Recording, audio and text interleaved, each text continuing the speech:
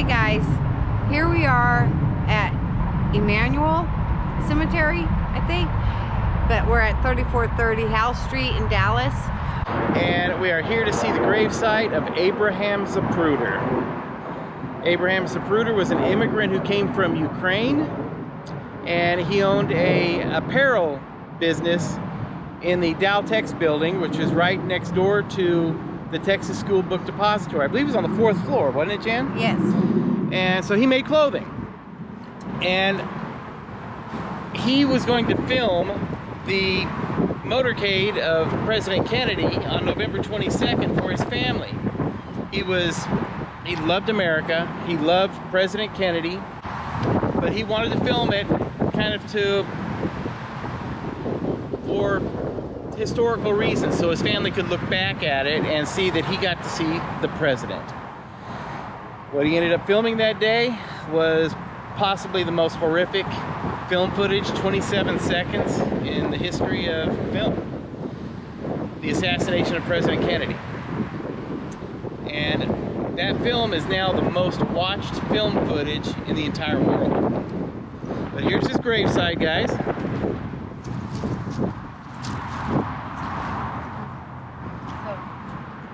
His headstone says, Zupruder, beloved husband and father, Abraham, May 15th, 1905, August 30th, 1970. He lays next to his wife, beloved wife and mother, Lillian Grossman, September 1st, 1913, December 11th, 1993. And Abraham Zapruder died of stomach cancer. Yeah, at Parkland Hospital. Was kind of ironic because that's where Kennedy was pronounced dead also. But came from Ukraine in 1918. They went to Warsaw and then they immigrated to New York in 1920.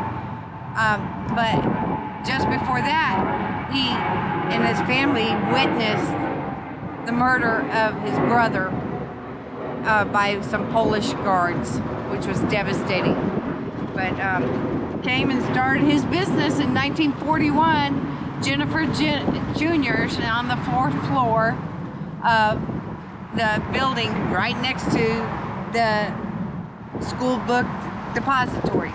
And that day, he wanted to film the president because he loved him, right? Well, he got his camera out and was filming his secretary, and I saw some footage. He was, making sure his camera worked real good, and then him and a couple of the employees actually were there at Dealey Plaza to see the president. So apparently he got the footage, and when that happened, he did run into a reporter, and they tried to get the film footage processed, and nobody had the ability to do the 8mm. So they took, 2 or 3 different places trying to get it processed, and finally he did keep a copy, and he had like 2 copies, I believe. And then later on, let's see, there's a couple copies gone to the Secret Service. And then he sold the rights to it, and then actually he got to get the rights back. His family did, yes. His family got the rights back. But Life magazine sold the rights back to his family for $1. Yeah, that's pretty cool. That's pretty cool. But that footage is the most watched film ever, and it's they enhanced it, and it just proves that there's more than just one shot, I think. But this man was a true patriot, I believe. Yeah. I believe he was. He was a good guy. He had 2 kids, and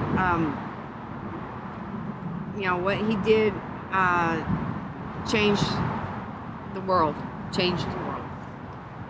The film footage that Abraham Zapruder shot that day in Dealey Plaza on November 22nd, 1963 literally changed the world.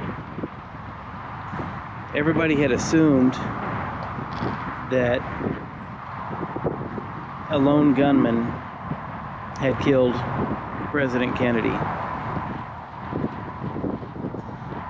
But once the video became public in 1975, more people began to see that there may have been more than one shooter.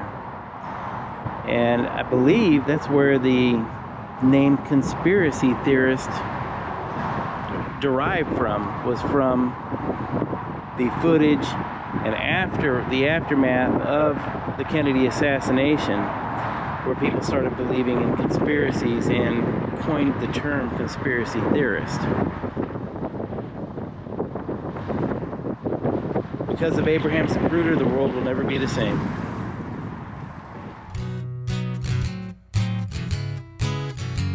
Strange RV tours will take you places with Greg and Janet's smiling faces.